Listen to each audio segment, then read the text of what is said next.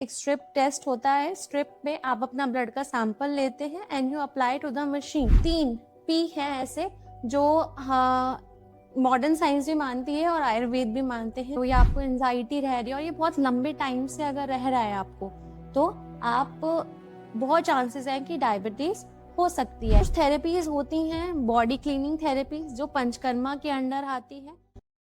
आइए अब हम बात कर लेते हैं इसके डायग्नोसिस के बारे में एंड ट्रीटमेंट के बारे में। सबसे पहले हम इसके डायग्नोस्टिक टूल्स की बात करेंगे कि इसको डायग्नोस कैसे कर सकते हैं हम। तो इसके लिए एक ब्लड टेस्ट होता है जो आजकल मैनुअली लोग घर पे भी करने लग गए हैं। एक स्ट्रिप टेस्ट होता है। स्ट्रिप में आप अपना ब्लड का सैंपल लेते हैं and you apply to the machine, जो आपकी रेंज को बताता है। तो इसमें 3 तरीके की वैल्यूज आप जनरेट करते हैं। फर्स्ट होता है फास्टिंग ब्लड शुगर, सेकंड होता है हमारा post prandial blood sugar, third होता है हमारा रैंडम ब्लड शुगर।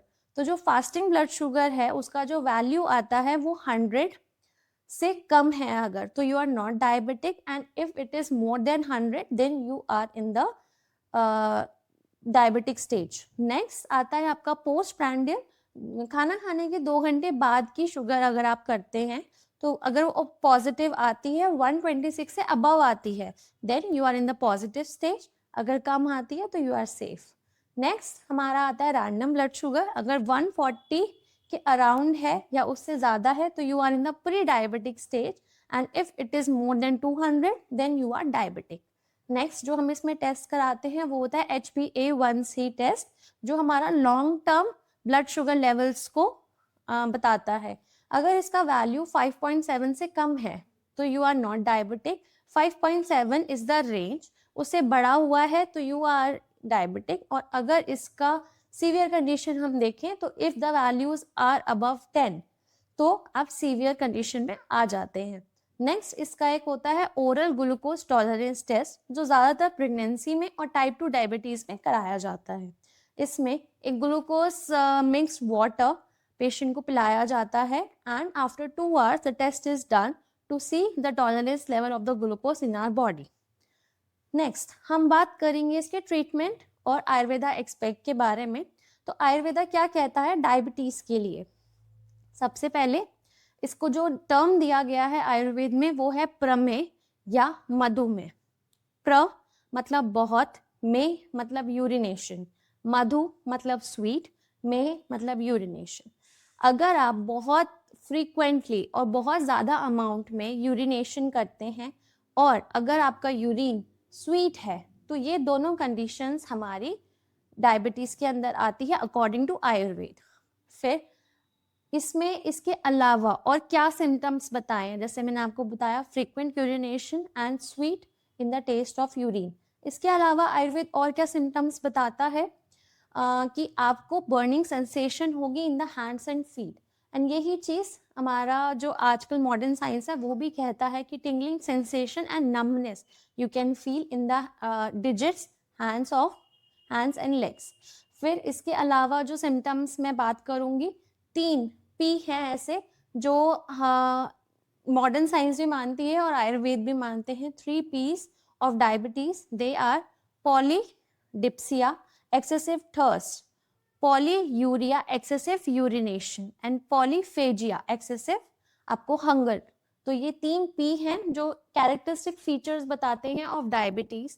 इनके अलावा और क्या है ऐसा जो सिम्टम्स में हम कंसिडर करते हैं? इसके अलावा रिकरेंट इन्फेक्शंस, आपको इन्फेक्शंस नहीं रुकेंगे। अगर आपको किसी भी तरीके का वूंड हो जाता है, कोई भी आपको इंजरी हो रही है, तो वो बहुत जल्दी से ठीक नहीं होगी।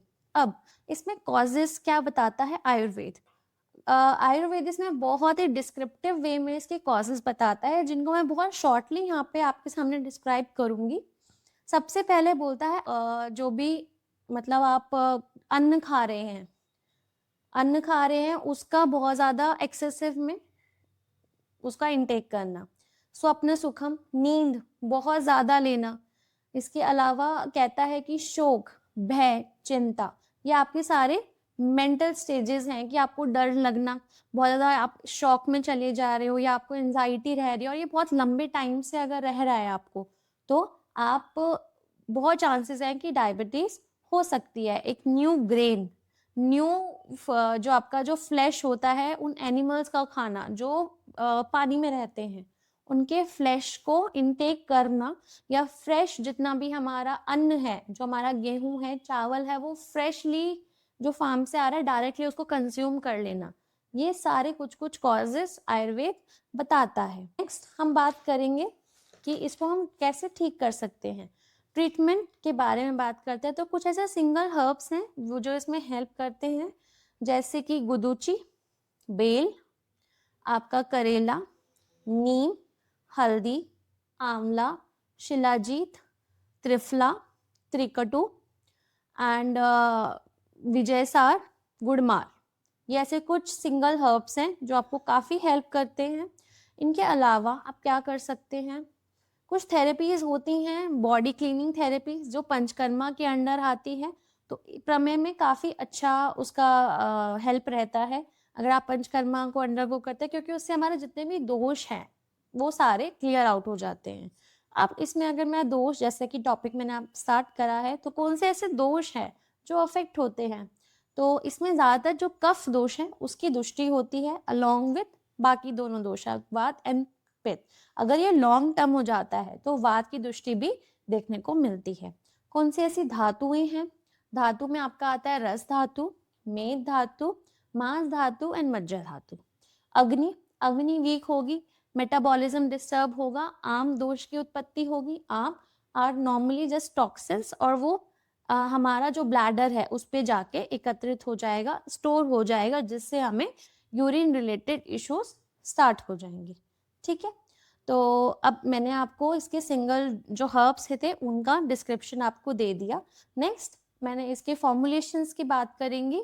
पंचनिम चूर्ण, चंद्र प्रभावटी, आरोग्यवर्धिनी, धन्वंतरी घृत, और इसके अलावा सप्तामृत लौ, कुछ ऐसे ये मैंने बहुत ही शॉर्ट में आपको कुछ फॉर्मुलेशंस बताए हैं, but for your particular condition you should consult your nearest Ayurveda doctor, and for such knowledgeable videos you can like, comment and subscribe to our channel. Thank you so much. अगर आपको हमारा video पसंद आया तो आप video को like कर सकते हैं, चैनल को सब्सक्राइब कर सकते हैं, और हमें डिफरेंट सोशल मीडिया प्लेटफॉर्म पे फॉलो भी कर सकते हैं।